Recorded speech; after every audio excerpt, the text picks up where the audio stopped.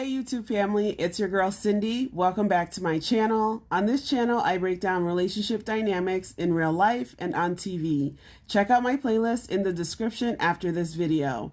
If you are new to my channel, welcome and thank you for joining me today. I made the announcement a few weeks ago that I would be transitioning to podcasting, so be sure to like this video, subscribe, and click that notification bell.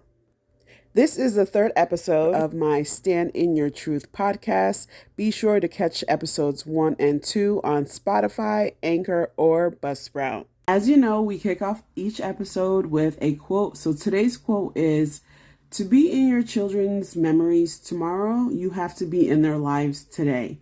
I want to thank Barbara Johnson for this quote.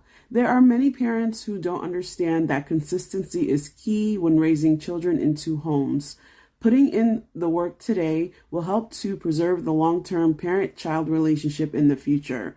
I hope this resonates with every parent who is listening to this episode today. So this podcast airs the second and fourth Tuesday of the month. On our second Tuesday, I will be providing tips, and on our fourth Tuesday is when I answer your questions during the episode. I'm so excited to have received some questions so far. I will be answering 3 questions today. The first one is from Jessica from Tampa, Florida, and she says, "I have 2 daughters. One loves to go with her dad when he comes to pick them up, but the other one wants to stay home with me.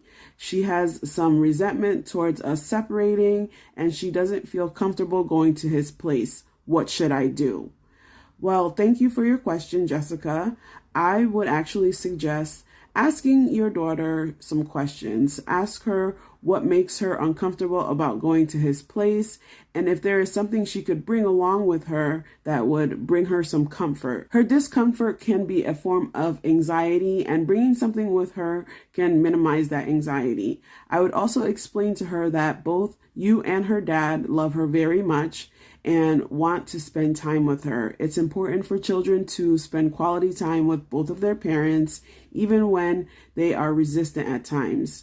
They may not understand the value of having both parents now, but as they grow, they will recognize how necessary it was to spend time with both of the parents in their childhood.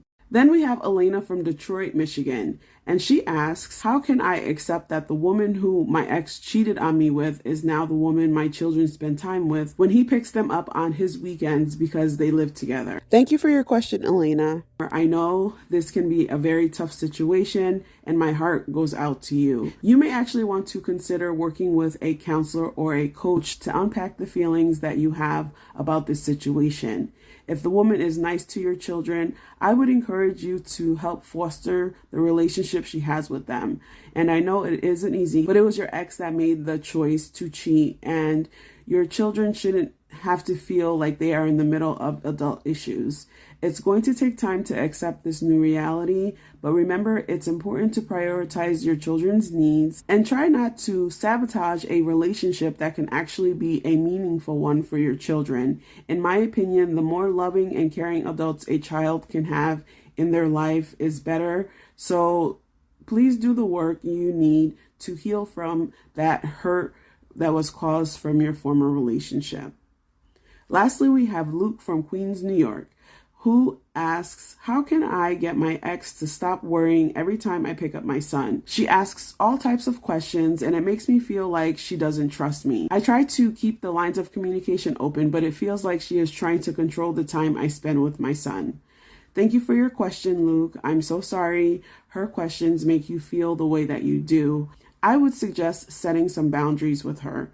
As moms, we tend to worry about our children when they are not with us, but it is unfair when parents try to control the other parent's time with the children.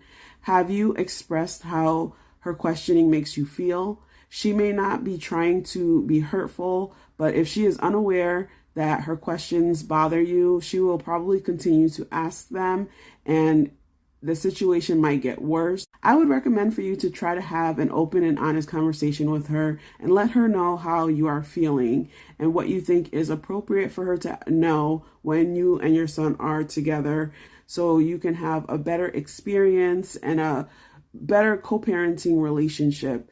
There's a lot of times that co-parents, especially when the separation or divorce is new, it's hard to let go because you're so used to having your children all the time, every day, seeing them all the time and knowing a lot more about them. So when they are going over to the other parent's house, it can cause anxiety. So I encourage all parents to always have an open dialogue, be honest with each other without any animosity, and just try to keep those lines of communication open.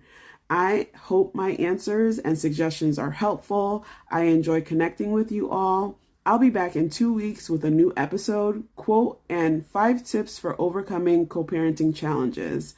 I do my best to keep my episodes 10 minutes or less, so they are short and sweet for you to stay on with me until the end. Once again, thank you so much for joining me today. Please share this episode with your family, friends, and colleagues. Check out my website at cindyjcadet.com to learn more about my services, and let's connect on Instagram. My handle is at cindyjcadet. If you have any questions for me or would like for me to answer your question on a future episode, please send me an email to questions@cindyjcadet.com. Until next time, remember to love and parent with intention. Peace and prosperity to all.